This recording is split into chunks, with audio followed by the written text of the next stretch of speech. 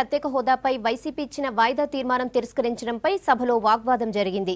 ఏకగ్రీవంగా తీర్మానం ఆమోదించాలంటూ వైసీపీ సభలో నిరసనకు దిగింది. అధికార పక్షానికంటే ముందే తాము వాయిదా తీర్మానం ఇచ్చామన్న జగన్ వ్యాఖ్యలపై మండిపడ్డారు స్పీకర్ కోడెల. పూర్తిగా విషయాలు తెలుసుకోకుండా మాట్లాడొద్దని సూచించారు స్పీకర్. ప్రత్యేక హోదా మీద తీర్మానం చేయవలసిందిగా తీర్మానంతో పాటు తీర్మానానికి బలం చేకూరేందుకు వారి మంత్రులను కేంద్ర మంత్రులను ఎవరైతే కేంద్ర మంత్రులుగా కొనసాగుతున్నారో వాళ్ళ మంత్రులను కూడా ఉపసంహరించవలసిందిగా మేము ఏకంగా చెప్పారు. ప్రత్యేక హోదా చెప్పారు. ప్లీజ్ లిజన్ మీరు తీర్మానం అన్నారు, చర్చ అన్నారు. Government is also prepared. వాళ్ళే ఇచ్చారు. మేము ప్రకటన ఇస్తామని చెప్పి వాళ్ళు ఇచ్చారు.